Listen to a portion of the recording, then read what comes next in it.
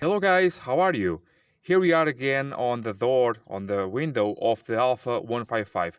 Like I told you on the last video for the lock and the door puller, I will do a video for the window regulator and the switch and whatever, how you can diagnose why the window is so slow, mainly on the way up. And this may be very confusing for you. Why do you need so many wires to do a simple function?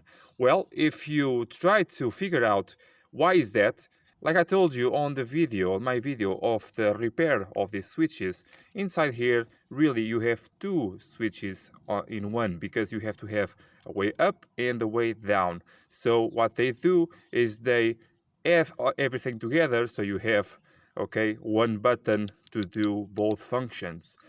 So how can you diagnose where it may be the problem? First, you have to know the system, what each wire does on this loom over here. So for example, these two over here go directly to the motor, the window regulator. They are positive and negative. About that in a moment, because this is much more than that, okay? In back here, you have three wires. So you have a negative one, you can have two, but you have a negative one, and you have two positives directly from your battery or alternator. So with the engine running, between the center one and this one or this one, you have the tension of the battery. If you do not have the tension of the battery with the car running and no buttons applied over here, you have a problem on your wiring loom, not on your regulator, because you have to have the exactly same voltage on here, like I will show you in a moment, okay? I have to turn on the engine, so I will do this explanation while the engine is stopped, because it makes a lot of noise. It's a turbo diesel, remember? So between this one and this one, 12 and a half, 13, 14 volts, okay? Whatever the tension of the battery is, in between this one and this one, 2. And why is that? Let's skip this wire, for example, okay? Now it becomes more easy. So if you have tension of battery over here, and if you click on one of the buttons, this is one button, this is one button, and this is another button, okay? If you close the circuit between these two wires and these two wires, what we'll have is this tension of battery on these two passes through these two wires to the motor, okay, for the regulator. Again, if you skip this one and add these two together, not together, but with these two, if you just add this together, it will short, okay, not like this. So if you add these two with these two, pressing the other button, the motor, the regulator, will go up or down, okay? So pressing the up button, you will feed the regulator through these two wires, okay? Now to go down, you forget this blue-gray wire, okay? And you complete the circuit between the black one and the red one, again with these two for the regulator, okay? And pressing down, the window will go down. Now, how can you have just two wires to go both up and down? That is the thing that I think it's most difficult to understand for people. It's very simple. If you connect the motor with positive and negative, imagine this is positive and this is negative, it will go up. And if you switch the position like this, or if you put positive and negative, it will go down. It is a polarity inversion. If you invert the signal, it will go up or down, okay? So we use this switch to switch the position of this positive and negative, or positive and negative, going up like this, going down like this. It is that simple. Okay, on these older systems, this is direct current. The current of the alternator passes directly through this, so you have to have a really nice click on the buttons, because they do make a job of a relay. And another thing, on the driver's side, you have another button like this. And every time you press on this button, the other one must pass the negative and the positives through that other button to this one. So if you have a problem on the other button, this one will not work. And it may also not work correctly, but we can test that, okay? So let's test everything. Sorry, I have to speak a little bit louder because of the engine of the car. So I have to have here the negative one. And as you can see on the battery, I have 13.78, 80. I have to have similar voltage here on this green one. Okay, a little bit lower, but okay. And on the blue one, the same thing. What do I have to have here on these two out ones? I have to have 13.7, okay? Let's call it 13.7. Now in here does not matter the position of the probes. What do I have to see here? Notice the negative signal. And another thing, this multimeter is a bit slow. So what do I have to see here is a similar tension of the battery.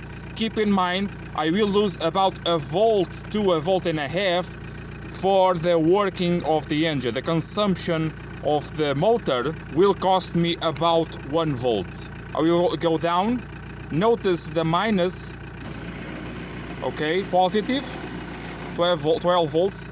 So I lost about, yes, 1 to 1.5 or more. And going up, notice the negative in 11 volts. So I lost 3 volts almost. And still the window is relatively quick.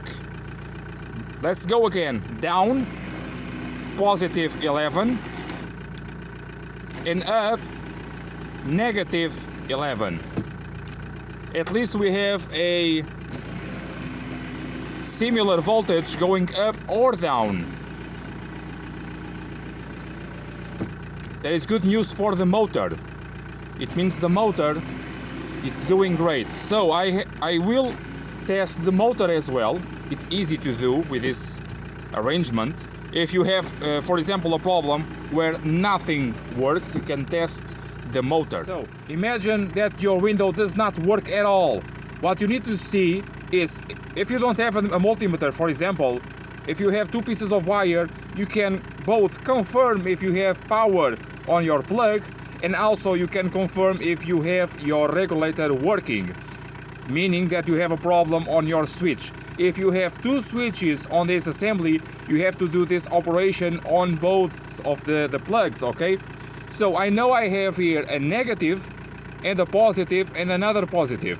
For this case, using just both wires, you can use either of the positives, okay? If one does not work, you can use the other one, and in that way you can confirm that the problem may be on one of the positives. Maybe you can understand if I show you how can you do that. So you have here a negative and a positive, and I have to put here a negative and a positive, or a positive and a negative is the same, okay? So I'll put here my negative one, and I will choose each one, that does not matter. And now, using, for example, this positive here, or that one, it's the same, okay? That one, and lock it like this. Okay, goes down. So if I invert the negative to this side, I can go up. Now let's test this positive over here. Goes up, and now it goes down. If it does not work and you don't have anything over here, not positive, not negative, not positive, you can pull a battery, the battery of the car or another battery, and insert here directly 12 volts. Let's imagine this is from the battery negative. I don't have a battery right here, okay? And let's imagine this one connects to the positive of the battery. Goes down. And for example, we can do it like this. and it goes up. Okay? Another thing, with the battery, you can confirm as well if the window starts to go really fast. You can confirm, that is the case almost, you can confirm that the problem is not on the regulator. Because if the regulator suddenly goes up really fast, it means that the wires that go through here, through the loom, to the regulator, to the plug, everything is okay on that assembly. You just have to diagnose from here to back. I hope you understand this so far, okay? I think it's very easy to understand like this, okay? 2 exit ones, 3 input ones. This makes a pair and this two also makes a pair. You can switch and do a shunt between those 4 or do a shunt between these 4, okay? Okay, so now let's up the raise a bit and do a test on the other side of the car, on the other switch, but seeing on this side the voltage that reaches on this one. Like this, we can test the entire wiring loom that goes across the car, because we have a lot of interconnections inside of this car that the plugs are not sealed, are open like this, and that is a big issue on this car. So it goes like this, and then with my multimeter I will check the voltage that goes to here, but working on the other switch of the driver's door. Let's see if the values are the same. Okay, so going up, it's much slower on this side with this switch. Going down is about the same as it was. And on the numbers, on the voltage, on the multimeter, what we have there. So going down, I hope you can see it. We have about the same thing, a little bit less. But going up, the differential of tension is much higher. So I have on my battery 13.5, let's round it to that, 13.5. And I have a consumption for about 1 volt for the motor. That leaves me with 12, 12.5, okay, the minimum is 12. But what do I have there going up? I have to wait for the multimeter to stabilize it. And I have a bit of a drop in voltage. So there is a problem here. My window for the driver's side is in perfect working condition. As you can see on my video about the repairing of the switches, these 3 switches were repaired by me. So, but that is not important right now. Important is what do I have to have here. So I already see that I have a positive, a shunt and another positive. This is much more easy to see on this side to understand. And I have a negative on there, and I just have to confirm that I have the tension of the battery or the alternator on my multimeter, and here you go, 13.7. And on the passenger door I have the same thing, I already saw it, okay, 13.6, about the same thing. So doing my test on my white one, the white one is the driver's side. What do I have here when going up and down? Going down 1250, going up 12, almost 1250. So perfect. It's really nice. Keep in mind that my alternator is currently charging low. As I told you on my video about alternator charging batteries, starter and whatever. But this is a perfect way to compare both functions. So you may expect that the driver's side has an output of 10 volts, right? So let's check it. So both green ones, so going down I have 1250, and going up I have 1210. How nice is that? So how can I have 2 volts difference to the other side? I think we found the problem. So the thing is, on the passenger door, with the passenger switch, it goes to 10 volts going up, and it goes up relatively fast. And on the driver's side with 12.5 volts, almost, okay, it goes up slow. How can that be? The explanation is truly simple. It's age. Not the age of the components, but the electrical components, the motor and the assembly, but another very simple thing. This. And what is this? You have to understand that we have a communication between wires, not electronic communication, electric communication between the switch on the driver's side door and the switch on the passenger side door. So we have 5 wires over there. 2 of them go directly from the switch to the motor, but 3 of them come from the driver's side switch, okay? So in between that path, you have at least 2 junctions on the wiring loom. And those junctions are prone to have problems. And why is that? Inside, they use this style of connectors. These connectors are good on the first few years, but later in time, they will go bad, they will go rotten. Not only that, if you remember on the video that I did about the water leaks to the inside of a car, if you have too much moisture inside of the car, these connectors will have problems with corrosion.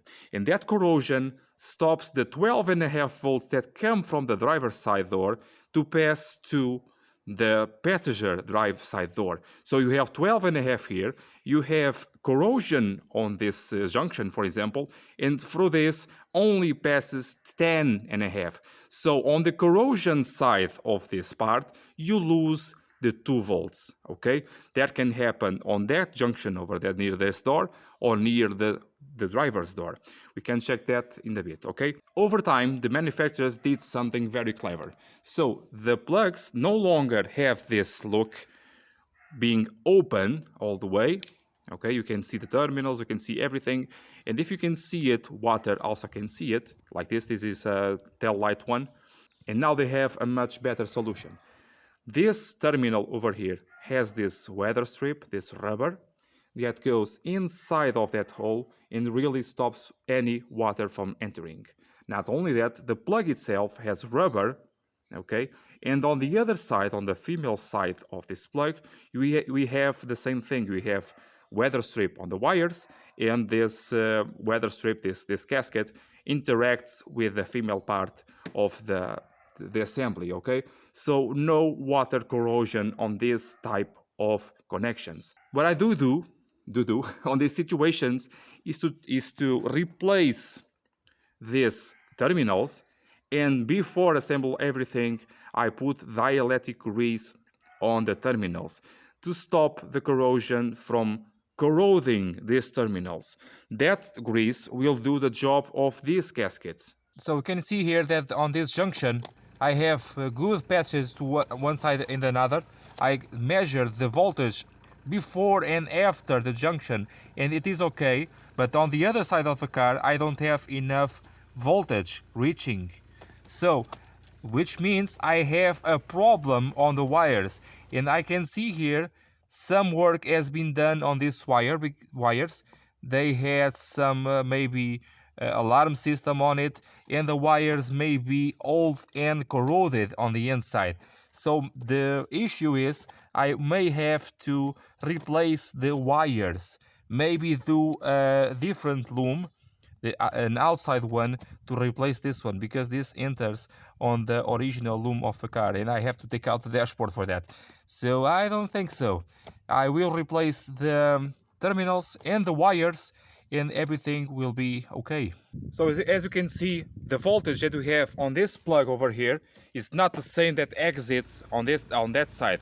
So it tells me that the problem is somewhere behind the dashboard on the wiring, mainly on these 3 wires. You also could see that the voltage was different this time. It was a bit higher. That has to do with the time that I'm doing this. I already managed to raise up and lower the window lots of times, and that creates a better working of the system itself, okay, on the regulator. But also I was messing here with the position of the wires, and if the position is different. The corrosion also disappears, or you can scrape off the corrosion by plugging and unplugging here the connectors. And as you can see, I already have the grease on the connectors, but the grease does not remove the corrosion, it only prevents it. So it's normal when you are doing diagnosis on these systems that the problems sometimes maybe disappear, or in this case appears to be working better than it was when it was not working well. And if that happens, you have to go step by step to understand on what point did it start to work better or stop working at all. And I know here it start working better once I started to move the wires. So I may have here really a problem with just wires, not even the connectors. Okay, this seem to be very very reasonable. So let's check here. The maintenance on the regulator is very quick, and let's call it a day, okay? So to put simply, what do we have here? An electric motor over here, and you want to inspect the pins in here and on the wiring loom, if it is everything okay, if the plug is okay, if the connector is okay with the protection, the weather protection. Also, I have here another weather protection to the motor, okay, is still present. And as you can see, we have a cable, an helicoid cable coming through this pipe, this open pipe, and it connects to this carrier. As you can see, we have pipe until this point, and in here we don't have anything. So this carrier will connect to your glass and raise up and down the glass. As the motor spins one side or another, left or right, it pushes in and out the cable inside of this blue pipe, okay? We have the spare cable inside of this pipe. As it moves along, the carrier, as it goes down, it goes inside of this pipe, goes through the motor. The motor pushes out the cable because the cable has this corrugated design that allows it to be pushed in or out to go and do its job. So what we have to see here, we have to clean out this old grease over here, okay? I don't recommend you to clean it too much because you can damage the inside of the motor. I mean the gears. If you put too much degreaser, you can damage something. So I just recommend you to clean it up and use new grease, as the new grease will do some of the cleaning inside of the gearing and inside of this pipe. So just a matter of adding new high quality synthetic grease to this assembly. Don't forget that inside of this you can have rubber parts, you can have plastic parts, and you don't want any kind of petrol-based grease on these systems, okay? So also inspect here this carrier is a bit loose, okay? This may break at any point, but it is what it is. And also inspect here these tabs that go to the glass. They are present, and to remove this from the glass you have to pinch it like this, and it comes out of the glass. Once it is in place, you have to put this tab over here on top of the other to make sure that this assembly does not come apart. Just like this, and then you pinch it, okay? And to remove it with the screwdriver, push it out, pinch it from the glass, and it's out. Do not forget that on this case, the carrier also travels on the outside of this half pipe, and you may have here some remnants of old grease that stops the free movement of the carrier. So clean that out. I am actually using the grease itself to clean this. Put a dab of grease on there. Maybe when this all assembled in place, you can do that. Remember, you have plastic on there. You cannot ever use oil-based grease on here, please. To assemble the door and the glass and the window regulator, just have to follow the backward steps that I did on the other video of the lock and the hinge of the door. And just click there, the regulator, put the plastic in place to stop the water to entering the car and the door, of course. And here try to put the entire wiring loom in place, click it in place, put it in on the tabs, on the plastic tabs of this sheet of metal, and make sure everything is nice and secure so you don't have anything catching while you are lowering or upping the glass. Okay, now the lower part of the regulator is in place. Now the upper part is in place too, with 2 nuts. And once again, making sure that this plastic protection is also well secure and in place. And this slider of the glass is stuck in between the sheet of metal and the plastic, so you have to look for the holes on the plastic. It's very strange, but it works, believe me. Now they are the cable to open the door and the rubber grommet to the window regulator tube. Again, a bit of plastic to protect from the elements for the water, and 2 zip ties to attach everything together. And now this okay, this sound deadening is definitely out of commission, but it's not totally destroyed yet, so I will try to use it. And assembling the door to finalize the job.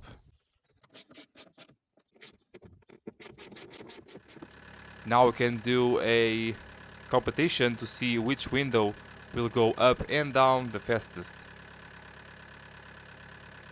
And almost there.